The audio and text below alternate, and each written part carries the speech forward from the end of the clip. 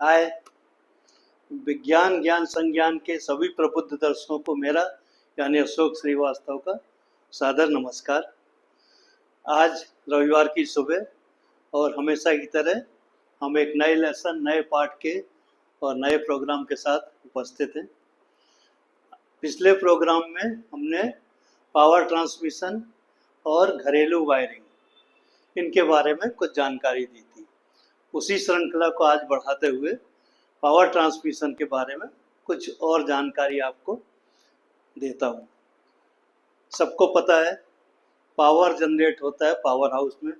Power house city के बाहर या कहीं ऐसी जगह पर होते हैं जहाँ खास आबादी नहीं होती, वहाँ से आपके घर तक लाने के लिए पावर ट्रांसमिशन की जरूरत पड़ती है।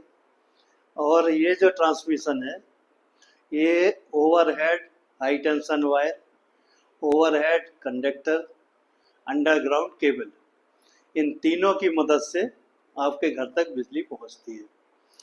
कैसे पहुंचती है उसके बारे में थोड़ा सा जानकारी दूंगा। पावर जनरेशन और ट्रांसमिशन और आपके कंजम्पशन इनके बीच में लॉसेज नहीं होना चाहिए, कम से कम होना चाहिए। लॉस तो होता ही है, थोड़ा जितना कम हो सके उतना अच्छा है। इसलिए हम पावर को ट्रांसमिशन लाइन से पावर हाउस से नियरेस्ट पॉइंट तक लेकर आते हैं सिटी के। वहाँ के बाद वहाँ से आपको केबल के थ्रू आपके घर तक पहुँचता है। अब लॉसेज कहाँ से होते हैं? लॉस होता है पावर ट्रांसमिशन के समय हीट जनरेट होते समय। और हीट कैसे जनरेट होती है उसका जो फार्मूला है वो है V इंटू आई। ये तो पावर हो गया, वोल्टेज इंटू करंट। और हीट जनरेटेड होता है आई स्क्वायर इंटू आर, करंट का स्क्वायर मल्टीप्लाइड बाई रेजिस्टेंस। तो ये जो हीट है this is basically the loss.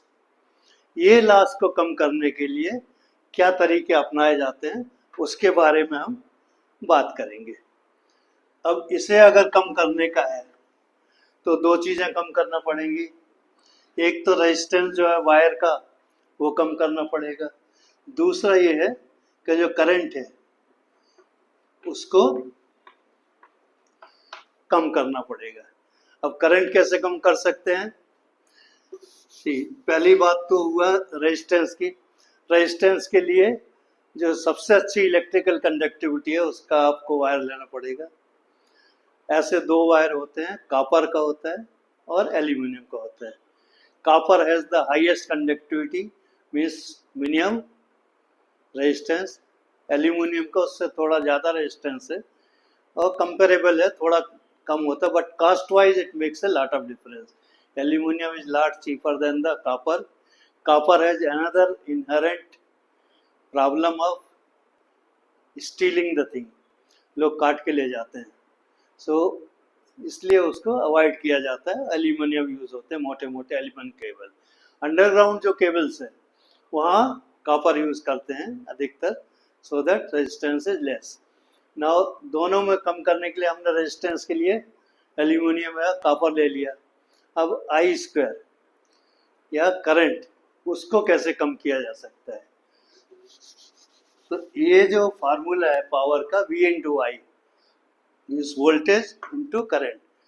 अगर हम वोल्टेज बढ़ा देते हैं तो करंट कम हो जाएगा। If you increase the V current reduces for same power. जैसे 500 वोल्ट 10 एम्पियर्स, सो 5000 आपका पावर हो गया। उसको अगर हम 50 कर दें 500 को, 50 इंटू 100 करंट 100 तो भी 500 हो गया, 5000 हो गया। इसी तरह अगर हम उसको स्टेप अप करते 500 का 5000 कर देते तो 5000 into 1 is again the same power. तो सेम पावर को ट्रांसमिट करने के लिए सबसे पहले उसका वोल्टेज इंक्रीज किया जा सकता है। जैसे पावर में मान लो आपका 440 वोल्ट का पावर हाउस जनरेट कर रहा है, वहाँ से अगर हमें लेके जाना है तो पावर का वोल्टेज जो है इंक्रीज करना है। सो वी इंक्रीज करने के लिए हम यूज करते हैं ट्रांसफार्मर। उसके बाद आपके सिटी में आने के बाद हम उतने वोल्टेज पे तो सप्लाई कर नहीं सकते, तो use another transformer for reducing the V. तो हमने फिर से यूज किया ट्रांसफार्मर। पहले केस में जब इंक्रीज करते हैं तो उसको हम बोलते हैं स्टेप अप ट्रांसफार्मर। जब रिड्यूस करना होता है तो हम उसको बोलते हैं step down transformer. So there are two transformers, step up and step down. Reduce, ये कैसे रिड्यूस करते हैं करंट को या लॉसेस को, उसका बहुत एग्जांपल है। वी आई अगर हमारा 5000 है, मीन्स पावर 5000, हमारा वोल्टेज जो है 500 है, okay, and current is 10 amperes. 5000 power, voltage 500, current is 10 ampere. अभी इसको अगर हम सेम पावर के लिए इसको 5000 कर देते हैं और करंट को, उसके बाद रिक्वायरमेंट 1 हो जाएगा। तो same power is transferred with the lesser current. अभी इसका जो हीट जनरेटर होगा वो 10 का स्क्वायर के प्रोपोर्शन में होगा, मीन्स 100 टाइम्स। यहाँ पर इट विल बी 1। तो जैसे ही हम इसका वोल्टेज 10 टाइम्स बढ़ाते हैं, जो लॉसेज है वो 1/100 हो जाते हैं, मीन्स 100 टाइम्स लेस हो जाते हैं। इसलिए जब आप बाहर टावर में जो ट्रांसमिशन लाइन है उसको देखते हैं तो वहाँ वोल्टेज कितना लिखा होता है, 66,000, 44,000, 600 kV, हमेशा बहुत हाई वैल्यू होती है। तो वो इसीलिए होती है कि जितना ज़्यादा वोल्टेज पर हम ट्रांसफ़र करेंगे उतना ही हमारा लॉसेज कम हो जाएगा। So simple formula power point में स्टेप अप ट्रांसफार्मर लिया, वोल्टेज को बढ़ा दिया, करंट कम हो गया, लॉसेज कम हो गया। सिटी में लेकर के आए, स्टेप डाउन किया, वोल्टेज आपका 220 लेकर के आ गए या 440 जो भी ज़रूरत है वहाँ पर, और सप्लाई कर दिए। तो हमारा ये ट्रांसमिशन लॉस जो है वहाँ से बहुत कम हो गया। नाउ ये होता कैसे है? तो किसी भी ट्रांसफार्मर में इसमें 2 कॉइल होते हैं, ओके, 2 कॉइल होते हैं ट्रांसफार्मर में। इधर होता है इनपुट और इधर होता है आउटपुट, ओके। और यहाँ पर ये जो नंबर ऑफ टर्न्स है ये बहुत इम्पॉर्टेंट है। ये हमारा कोर होता है, इसको बोलते हैं आयरन कोर। ये जो कोर है, मान लो यहाँ पर हमारा 1000 टर्न्स है और यहाँ पर 10 टर्न्स है, तो जो पावर है, जो वोल्टेज है आपका, वो 100 टाइम्स कम हो जाएगा। Means this will work as a step down transformer. अगर यहाँ पर हम इनपुट में 10 करते हैं और आउटपुट में 100 करते हैं तो this becomes your step up transformer. So simply जो रेशो है नंबर ऑफ टर्न्स का, that decide whether it is a step up transformer or the step down transformer. अब इसको थोड़ा सा और आगे बढ़ाने के लिए कि नंबर ऑफ टर्न से चेंज कैसे होता है पावर, तो फिर से ट्रांसफार्मर लिए, यहाँ पर हमने इसमें करंट फ्लो किया, एसी अल्टरनेटिंग करंट यूज किया। इसमें जब फ्लो करते हैं तो because of alternating current you generate a magnetic lines, और ये क्लोज लूप में आती है। ये मैग्नेटिक लाइंस इसमें जनरेट हुआ और इसमें फ्लो होता रहा, ये फ्लक्चुएट होती रहती है लाइंस।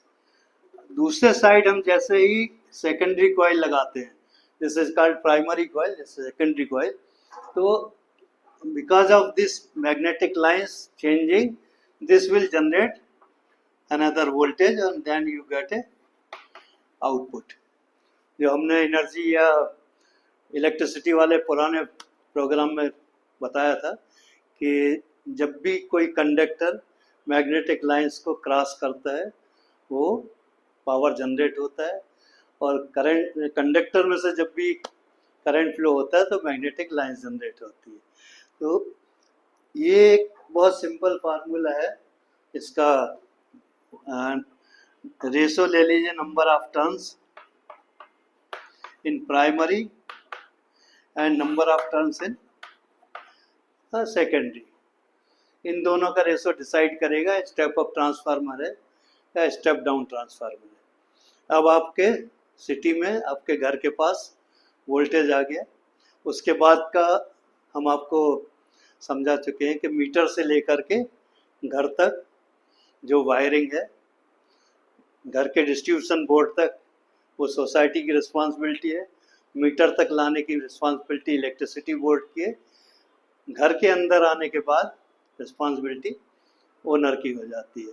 उस समय हमने कुछ आपको फार्मूले बताए थे या इंफॉर्मेशन दिया था अबाउट वायर्स का कि there are 3 wires, phase, neutral and earth wire. Phase wire हमेशा red in colour, this is blue और black and this is green.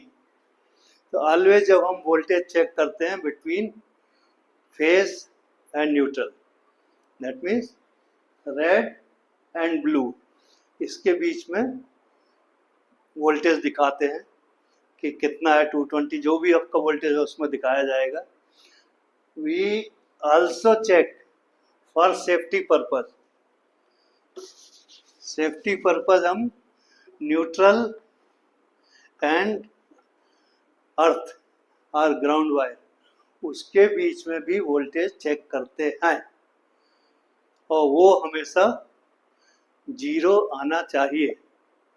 But परंतु लेकिन किंतु कभी कभी ये 0 नहीं दिखाता है।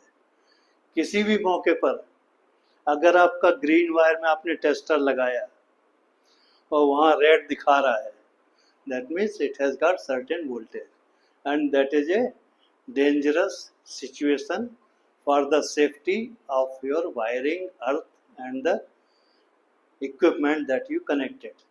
So immediately you have to call the electrician and get it sorted.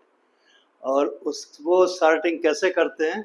They will find out where the leakage is there from phase to neutral and whether earthing is proper. So first point is neutral and earth has to be get connected outside your flat, and phase and neutrals should never get connected or leak the current. Leakage कहाँ से होता है? अगर आप कोई defective equipment लगाते हैं, geyser आपका खराब है या कुछ और रीज़न है, किसी भी कारण से इलेक्ट्रिक जंप होकर के फेज टू न्यूट्रल आ जाती है, तो न्यूट्रल में आपका वोल्टेज आने लगता है, वो आपके पर्सनल सेफ्टी और मकान की सेफ्टी के लिए ठीक नहीं है। इसे चेक करके करेक्ट कराना चाहिए। सो ये एक हम जनरल प्रिंसिपल बताया ट्रांसमिशन का और घर के अंदर प्रिकॉशंस का। आशा है आपको पसंद आया होगा।